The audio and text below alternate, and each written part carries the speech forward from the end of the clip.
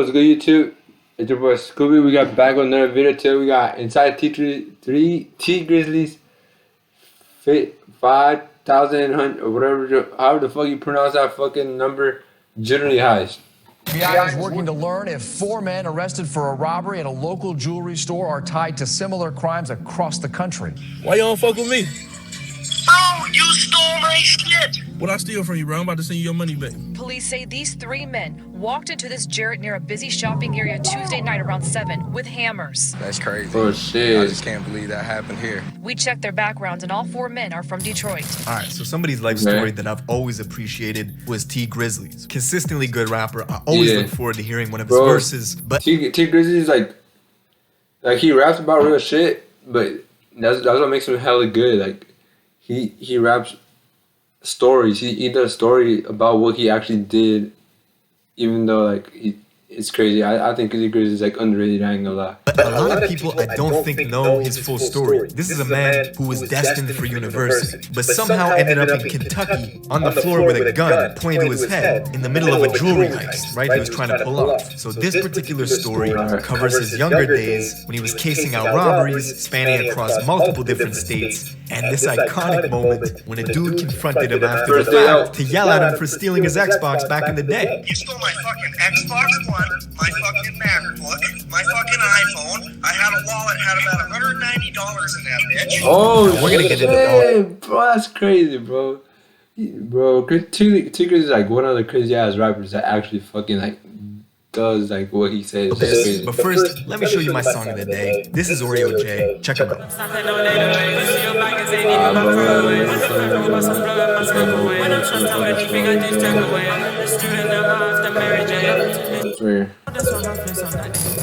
Now, in order to understand Tee Grizzley's story, we gotta travel to Michigan, more specifically Detroit. Everybody in America knows Detroit is a tough city. They've been through a lot. Severely underfunded, underprivileged, and its manufacturing industry got absolutely decimated. A lot of hardworking people were left with no work, no jobs, nothing to sustain life with. You can travel to Flint, Michigan and find out the water crisis over there, where people were not getting clean water to drink, and the government has not done a thing about it. Now, is it still going on right now?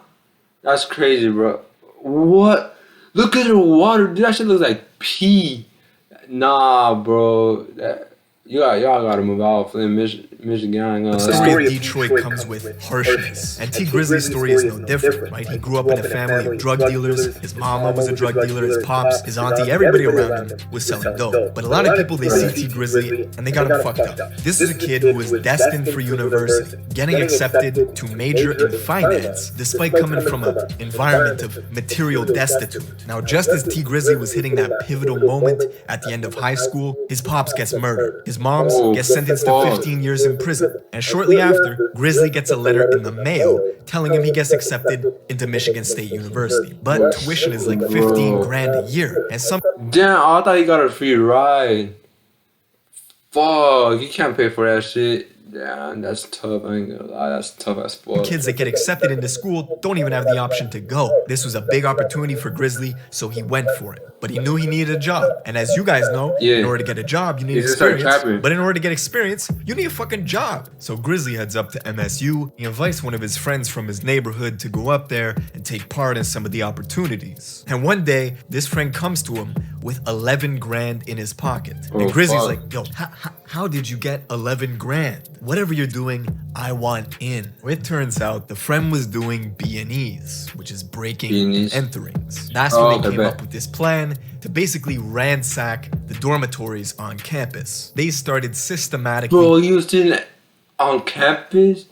Bro, you know how crazy that shit is, bro? He could just... You could just fucking... Nah, that's crazy, bro. They could just expel that shit, expel him from fucking school for doing that shit. Robbing these dorms for all their valuables. I wonder if he got caught. Computers, cell phones, and whatever cash people had. And the great part is they did this while people were sleeping at night. Grizzly's a big guy. I don't know how he was able to tiptoe into people's dorms and steal their shit at night like he's the fucking Grinch. Tee Grizzley and his friends successfully pulled off 12 robberies. By the end of it, they got... And they made 10,000. Oh shit, so they made 20? Did they make 20 that? That's crazy. They made 20 fucking bands off selling that shit, bro. That's crazy. Y'all don't do that shit, but that's crazy. I'm gonna lie. That's hella money. At least $10,000 worth of stolen merchandise and nearly $10,000 in cash. But that's only how much the police recovered. Grizzly had about 40 laptops and 20 iPhones in his room. But the police were catching on to them. You recognize these guys? MSU police want to... Bro, is it... This Tee Grizzley, right? Bro, he does not look like Tee Grizzley. Bro, what the fuck, bro? Does not look like Tee Grizzley. Talk to them about a recent theft in North Hubbard Hall. If you have any information that can help, call MSU police, or you can go to their Facebook page to leave an anonymous tip. Unfortunately, as they were planning to leave, the police intercepted them. Word got out quick that Grizzly was apprehended, so one of his friends ran to his dorm in order to grab the stuff that was stolen and move it somewhere else so the police would get off their trail. He moved all the stuff that Grizzly had stolen into his own dorm. This actually hurt the cops' case because it was tampering with evidence. So the police had to let Grizzly go and take a couple months to actually build a case and get some evidence. That's when his friends came to him with this plan for a jewelry heist. A smash and grab over in Kentucky. Now, for those of you who don't know, a smash and grab is exactly what it sounds like. You go to a jewelry store, you bust the display cases, you grab the loot, and you run for your fucking life. You know how crazy that is to actually pull that off, though? How much eyes they have in...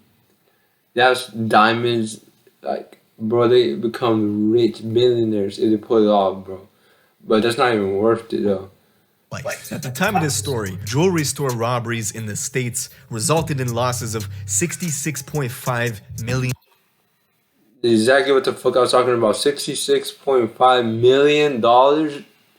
Bro.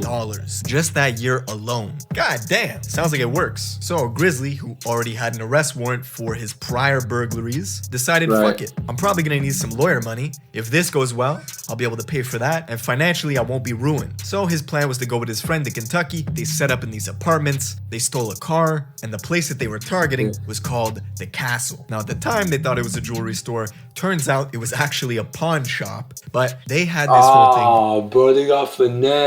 Planned out. They made a call to the police in the area and they told them there was a shooting over at a school to get them moved and away from the area. With the police headed in that direction, Grizzly and the boys in the stolen car, they went up to the castle. Hey, that's smart. That's smart. Getting the police out of the way. They're obviously gonna focus on the school first because the school matters first to them. So they're not gonna give a fuck about the jewelry shit. They're gonna give a fuck about the fucking kids and all the fucking school.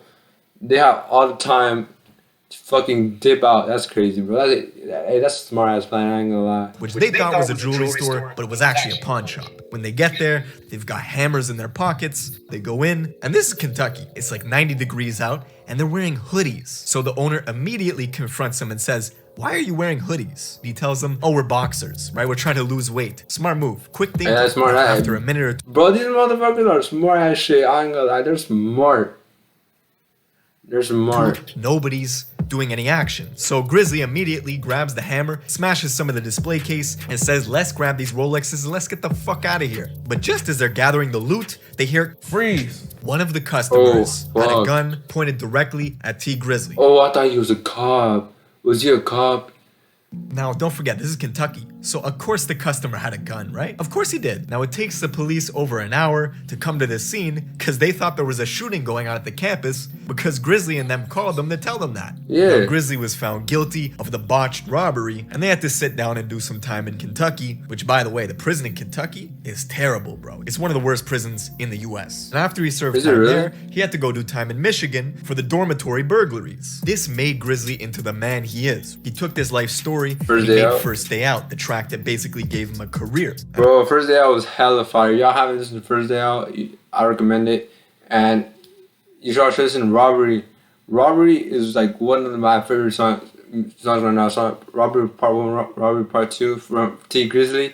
That shit heat, I ain't gonna lie. Y'all need to check that shit out, I ain't gonna lie. Now, I don't know if you guys have noticed this, is Grizzly's got some of the best jewelry right now. The grizzly bear piece, the Cuban links that he has, and that illustration of his downfall being because of a botched jewelry heist. And then now, he's got some of the best jewelry in the game. I just think that's a beautiful illustration. But yeah, man. Bro, Tee Grizzley, Okay, that's crazy. I'm gonna lie. I didn't know Tee Grizzley started his fucking music career right when he got out of jail from doing this heist. That I did not know that shit. That's crazy. I'm gonna lie.